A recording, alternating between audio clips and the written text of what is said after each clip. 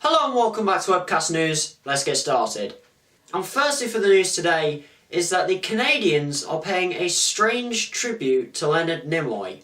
Now, as you may already know, Leonard Nimoy sadly passed away on Friday, and he was best known as playing Spock in the Star Trek series.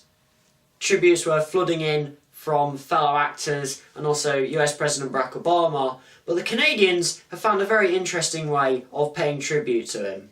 The man depicted on their $5 banknotes is Sir Wilfrid Laurier, who was the first French-Canadian Prime Minister, but he also doubles up as a very good Spock lookalike, as people have been drawing on the banknotes to make them go from this to this, with the craze being dubbed as Spocking.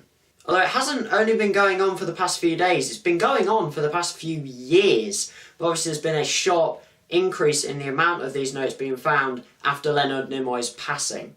Now the Bank of Canada have noticed this, and they aren't actually very impressed at all, although it doesn't seem like it's illegal. In a statement from a spokeswoman for the Bank of Canada, she said, "The Bank of Canada feels that writing and markings on banknotes are inappropriate as they are a symbol of our country and a source of national pride." She also stated that it may knock the banknote out of circulation quicker because some retailers may not accept a defigured banknote. However, I think they should accept it for a limited period of time, because Leonard Nimoy is quite a well-known person, Spock, a very well-known character. If people want to pay tribute and it's not officially illegal, retailers for a short period of time should allow this. And as Leonard Nimoy used to say, as Spock, live long and prosper. And that is what his memory is doing now.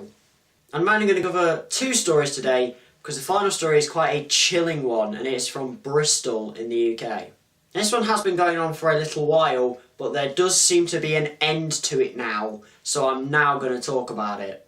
On February 19th, Rebecca Watts, better known to her friends and family as Becky, disappeared from her family home, with police, family, friends and lots of people in the area searching for her over the few days after that, and for pretty much the prolonged period all the way up to now. Now, sadly, in that period, nobody could find her.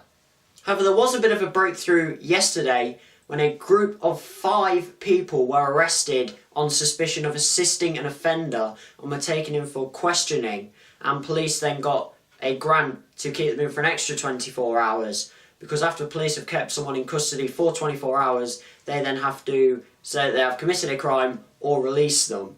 But they got a grant to keep them in for an extra 24 hours for questioning. And also yesterday, body parts were found in a home close to the family home of Becky Watts, although no formal identification of the body parts has been made yet.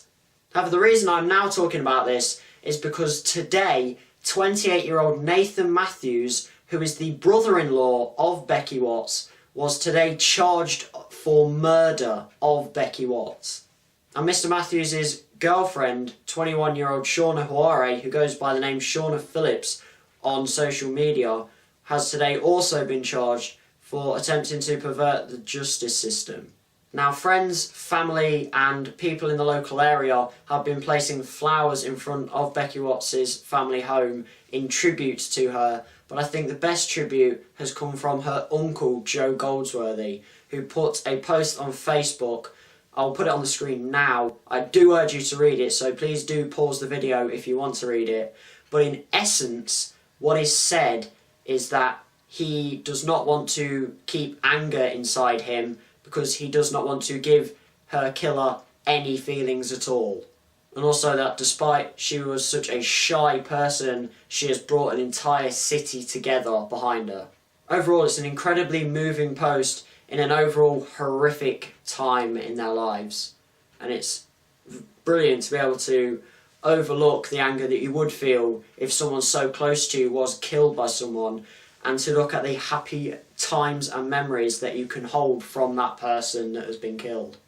So although it's not the happiest note to go out on, that is the end of today's video. I hope you have enjoyed it. I hope it's been informative. If you do like it, hit that like button, hit the subscribe button whilst you're there as well. And as always, thanks for watching.